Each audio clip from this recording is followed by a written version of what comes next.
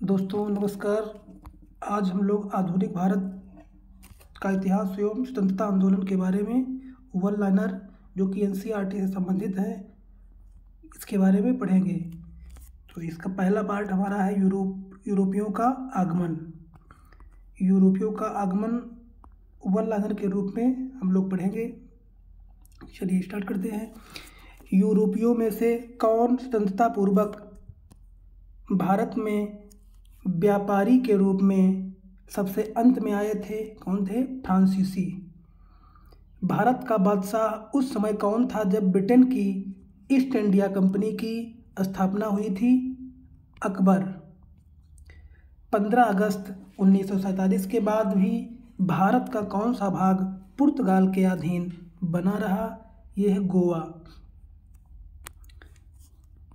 1608 ईस्वी में कप्तान हॉकिंग इंग्लैंड के राजा जेम्स प्रथम से आज्ञा पत्र लेकर जब भारत आया उस समय कौन बादशाह था? जहांगीर। भारत में फ्रांसीसियों ने अपने सबसे पहला कारखाना कहाँ लगाया? सूरत में। कौन सा युद्ध निर्णायक युद्ध था जिसमें फ्रांसीसी हार गए और अंग्रेजों की सर्वोच्चता स्थापित हो गई? वांडीवास का युद्ध जो कि 1760 में हुआ था। 1505 ईस्वी में भारत में प्रथम पुर्तगाली वायसराय बनकर कौन आया था? Francisco de Almeida. डचों ने अपनी पहली फैक्ट्री 1605 ईस्वी में कहाँ स्थापित की? मसूलीपट्टनम में। ब्रिटिश ईस्ट इंडिया कंपनी का प्रथम गवर्नर कौन था? Thomas Smith. किसे जहांगीर ने खान की उपाधि से सम्मानित किया गया था? हॉकिंग को। प्रथम कर्नाटक युद्ध का कौन सा तत्कालीन कारण था? अंग्रेजों द्वारा फ्रांसीसी जहाज़ों का अधिग्रहण। वह कौन सा क्षेत्र था जहां से यूरोप वासियों को सर्वोत्तम सोरा और अफीम प्राप्त होती थी? वो था बिहार स्थान। भारत में 1612 ईस्वी में अंग्रेजों ने अपनी पहली फैक्ट्री कहाँ स्थापित की थी? सूरत में। जिस शासक ने ईस्ट इंडिया कंपनी को दीवानी प्रदान की थी वह था शाह आलम सेकंड। बंगाल की फैक्ट्रियों में से एक जो पुर्तगालियों द्वारा स्थापित की गई थी वह था हुगली में। एक द्वीप पर निर्मित भारत का बड़ा नगर है मुंबई। 18वीं शताब्दी में लड़े गए युद्धों का सही कालानुक्रम कौन सा है? अंबर युद्ध, दूसरा प्लासी युद्ध, वांडीवास युद्ध और बक्सर युद्ध। पुर्तगालियों ने 1499 ईस्वी में गोवा पर कब्जा किया था। भारत में यूरोपीय शक्तियों के प्रवेश के संदर्भ में उक्त कथन सही है या नहीं? नहीं सही है। भारत तक समुद्री मार्ग की खोज की गई थी पुर्तगालियों द्वारा। ब्रिटिशों ने भारत में सूरत में अपनी पहली फैक्ट्री स्थापित करने की अनुमति प्राप्त की थी जहांगीर से। भारत के समुद्री मार्ग की खोज किसने की थी? वास्को डी गामा ने। तृतीय कर्नाटक युद्ध एंग्लो फ्रेंच संघर्ष की समाप्ति किस सन से हुई? पेरिस की सन से हुई थी। चलिए आगे देखते हैं।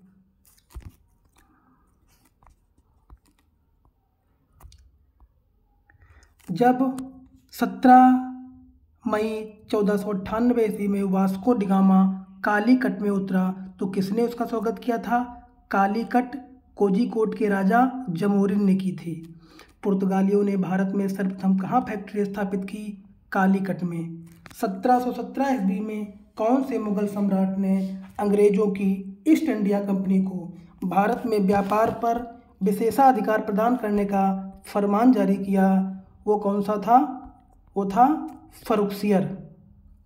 ब्रिटिश के साथ बेसीन की संधि किस पेशवा ने की थी? बाजीराव सेकंड ने। ईस्ट इंडिया कंपनी के नेतृत्व में रॉबर्ट क्लाइव का उत्तराधिकारी कौन था? हेस्टिंग। किसे भारत में पुर्तगाली साम्राज्य का वास्तविक संस्थापक कहा जाता है? Alfonso de Albuquerque. कौन है? Alfonso de Albuquerque.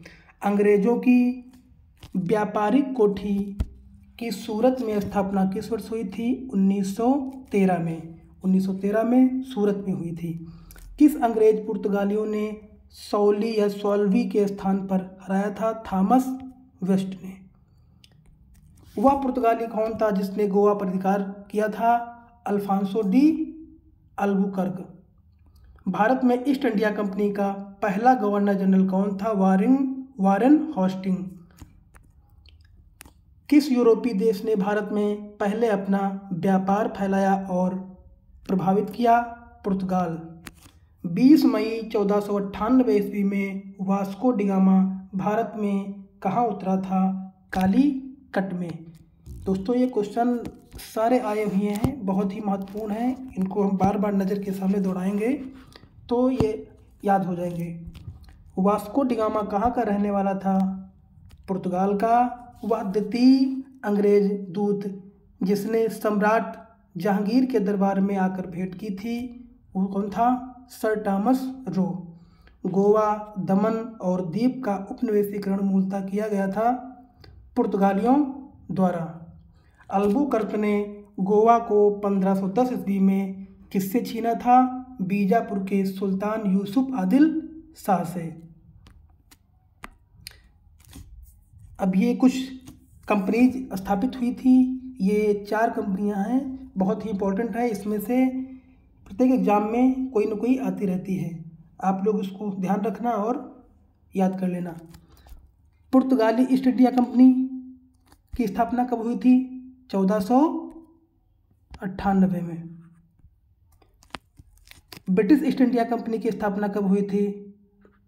1600 ईस्वी में। और डच ईस्ट इंडिया कंपनी की स्थापना कब हुई थी? 1602 में। और फ्रेंच ईस्ट इंडिया कंपनी की स्थापना कब हुई थी? 1664 ईस्वी में। अब कुछ कंपनी हैं, इनके मुख्यालय और स्थापना वर्ष दिए गए हैं, चलिए इनको देख लेते हैं। जैसा कि पहला है, पुर्तगाली ईस्ट इंडिया कंपनी का मुख्यालय कहाँ था? गोवा में। और स्थापना कब? 1498 ईस्वी में। ब्रिटिश ईस्ट इंडिया कंपनी की मुख्यालय कहाँ था? कोलकाता में। और स्थापना 1600 ईस्वी में।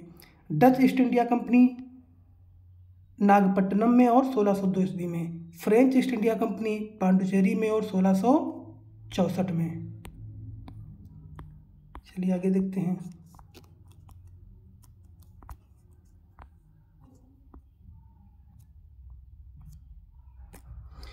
डचों ने मध्य जलडमरू मध्य एवं इंडोनेशियाई द्वीप समूहों में से किसको निष्कासित किया था? पुर्तगालियों को। डचों की वाणिज्यिक गतिविधियां कहाँ केंद्रीभूत थी? इंडोनेशिया के मसाला उत्पादक द्वीप पर। वह अग्रणी डच कौन था जिसने भारत में वाणिज्यिक संभावनाओं का पता लगाया और पूर्वी देशों की यात्रा से संबंधित उसकी पुस्तक ने पश्चिमी देशों में खलबली मचा दी?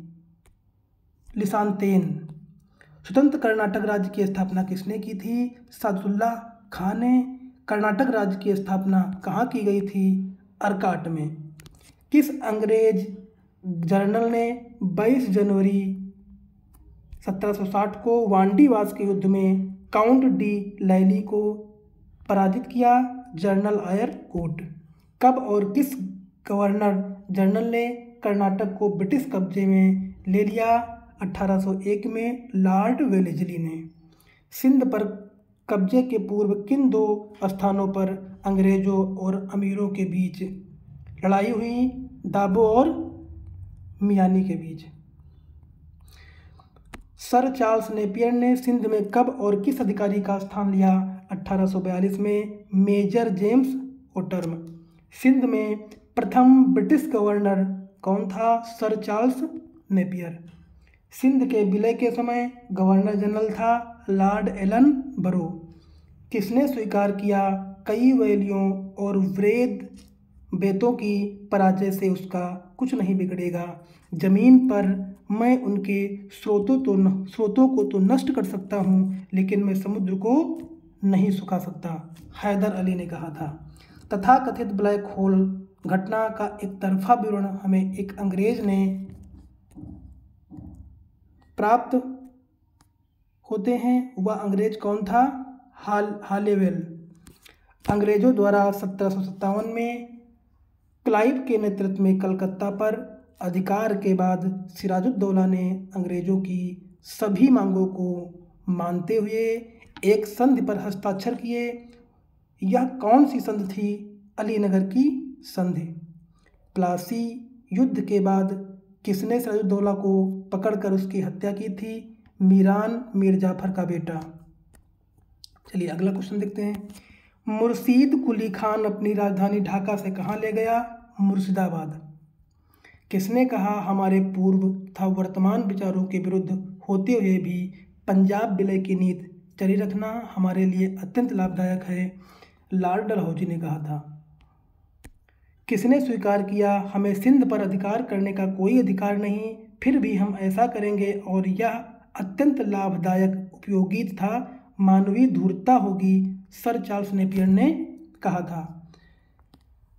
किस गवर्नर जनरल ने कहा था लॉर्ड मैकार्टनी किस तरह का आदमी है? शांत के बावजूद मुझे विश्वास है कि वह कर्नाटक खो देगा? वॉरेन हास्टिंग्स ने कहा था।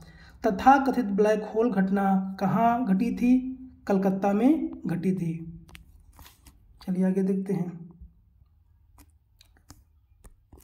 वॉरेन हास्टिंग्स ने 1773 में अवध के नवाब के साथ एक संधि की, जिसके अनुसार 50 लाख रुपए के बदले इलाहाबाद और काशी जिले उसे सौंप दिए गए। वह कौन सी संधि थी? बनारस की संधि थी। बंगाल के दोहरे प्रशासन के अंतर्गत एक ही व्यक्ति नवाब के नायब सूबेदार तथा कंपनी के नायब दीवान के रूप में काम करता था। वह कौन था? मोहम्मद रजा खान। किस ब्रिटिश अधिकारी ने 1763 में मीर कासिम को कई लड़ाइयों में हराया? वह कौन था? Major Adams. एक समकालीन ऐतिहासिक विवरण सियार उल मुतकरिम का लेखक कौन था? गुलाम हुसैन। चिनसुरा के डच पोर्ट को क्या कहा जाता है? गुस्तावल फोर्ट। डचों का मुख्य प्रशासनिक केंद्र कहाँ था? बटाविया, पूर्वी एशिया में। 1638 में शाहजहां ने डचों को किसका व्यापार करने की अनुमति दी थी? सोरा का। भारत किसके आने से जहाज निर्माण, प्रिंटिंग प्रेस था गोथिक स्थापत्य कला की शुरुआत हुई? पुर्तगालियों के आगमन से।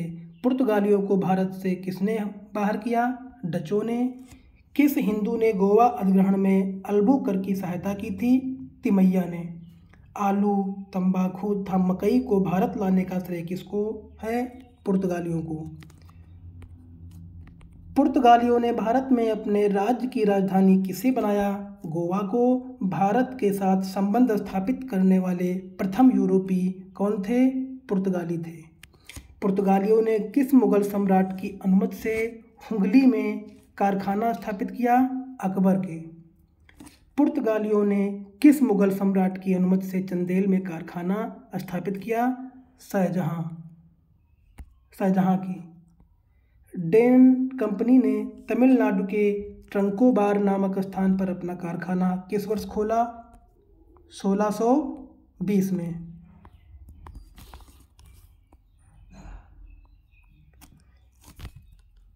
1639 ईस्वी में फ्रांसिस डे नामक ब्रिटिश अधिकारी ने मद्रास किससे प्राप्त किया था? चंद्रगिर से, चंद्रगिर के शासक से। डच ईस्ट इंडिया कंपनी अपने स्वर्ण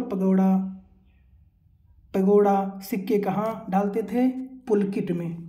पुर्तगालियों ने भारत में पहली प्रिंटिंग प्रेस की स्थापना किस वर्ष की थी? 1556 ईस्वी में। पुर्तगाली कंपनी द्वारा अपने अधीन प्रमुख व्यापारिक मार्ग में वसूले जाने वाले मार्ग सुरक्षा कर को कहा जाता था कारतेज। भारत में पुर्तगाल शक्ति की वास्तविक नींव डालने वाला गवर्नर कौन था? अल्बुकर्क। पांडिचेरी भारत में फ्रांसीसी मुख्यालय था। इससे पहले मुख्यालय कहाँ था? सूरत में। डचों द्वारा बंगाल में प्रथम डच फैक्ट्री कहाँ स्थापित की गई थी? पीपली में स्थापित की गई थी। डचों द्वारा 1605 ईस्वी में प्रथम कारखाना कहाँ स्थापित किया गया था? मसूलीपट्टनम में। पुर्तगालियों के आगमन ने भारत में किस स्थापत्य कला का आगमन हुआ था? गोथिक का। इंटरलोपर्स क्या थे? अनधिकृत व्यापारियों के रूप में समुद्रिक लुटेरे। बंगाल में अंग्रेजों की कंपनी के बारे में किसने कहा? यह एक कुत्सित या नीच झगड़ालू लोगों और बेईमान व्यापारियों की कंपनी है। शाइस्ता ने कहा था।